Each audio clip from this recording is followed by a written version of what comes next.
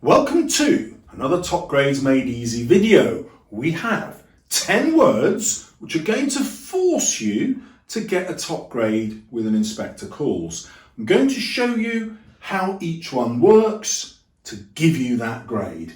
At number 1, we have the word society.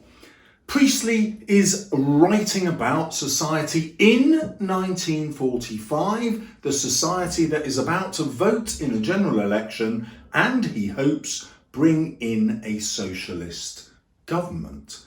Now, what this means is every time you mention the word society, you're naturally going to write about Priestley's point of view, which means you're naturally writing about the author's purpose. Top grades. At number 2, patriarchal. In real life, in real exam answers, only grade 9 students use this word. I'm not joking. Even students at grade 8 tend to hardly ever use this word. What does it mean? It means society is guided by men and in the interests of men and therefore against the interests of women. You can clearly see how the whole play is based that way, and it gives a reason why Priestley has chosen Eva to be the main victim. He could have chosen a John Smith, a male employee who gets exploited, but he doesn't, because it's not just Berling's capitalist exploitation that matters, it is the sexual exploitation of Gerald and Eric, which is so important and can only happen to women in this patriarchal society. So this is about the patriarchy, and Priestley is protesting about it. If you've understood that, and I think you have, you're already literally at a grade 9. I'm not joking. Right, you will be familiar with capitalist and socialist. Now, these are words that you're just going to use in your writing. Why will they get you top grades? There's nothing special about those words other than they lead you to Priestley's view.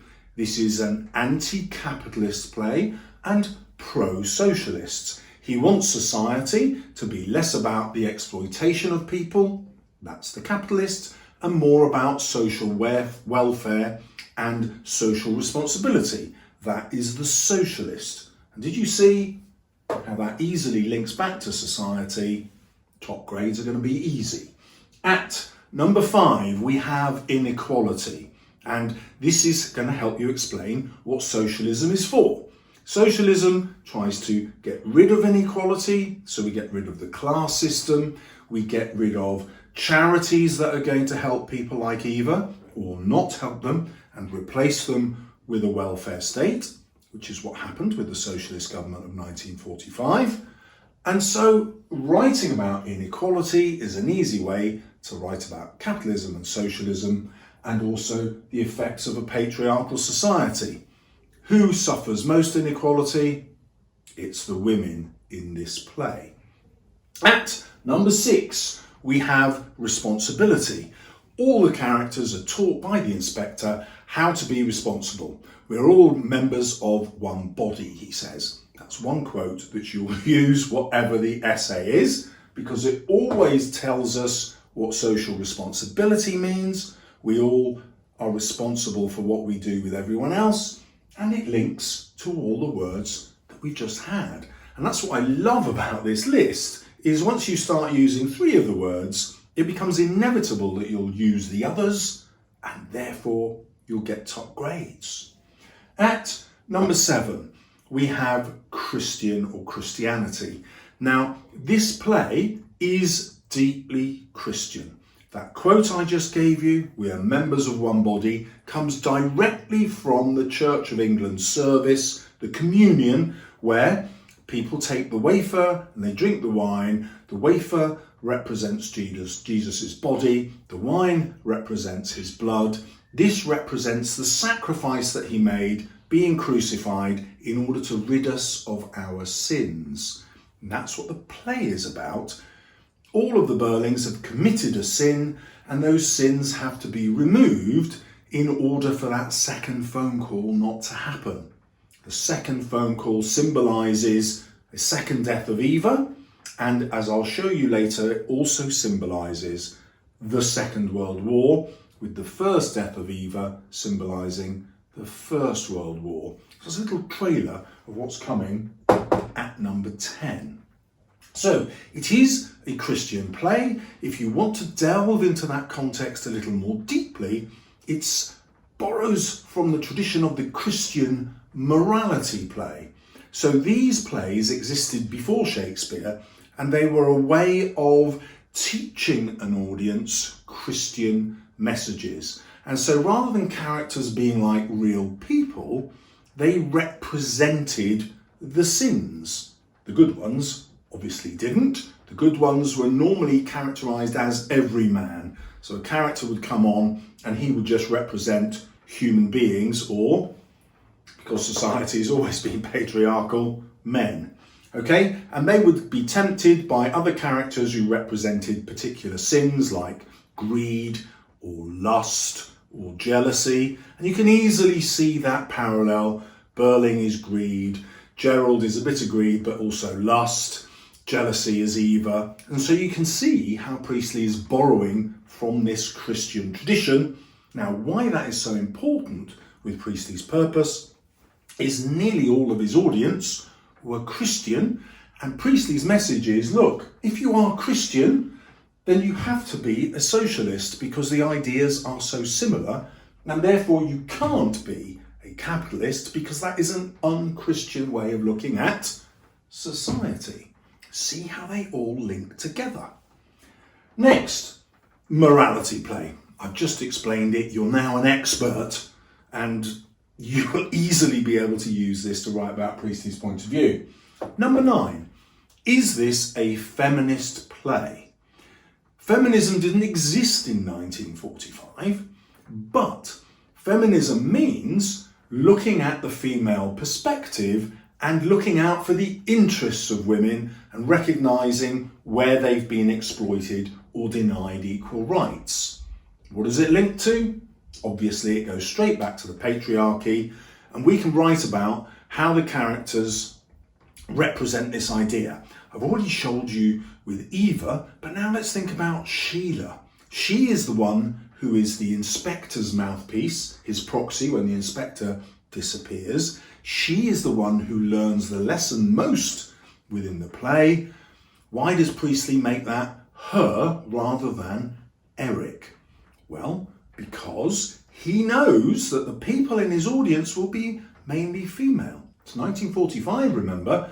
Most of the young men are overseas in what was called the theatre of war. It took a long time for the war in the Pacific to stop and for the army to be what was called demobbed, sent back to Britain. So at this stage, the audience is mainly female, and the women have enjoyed much greater equality during the Second World War because the men have been fighting the war.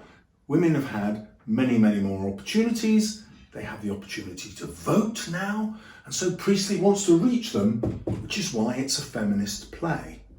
Now, very few schools will be teaching you that Priestley's main message was anti-war.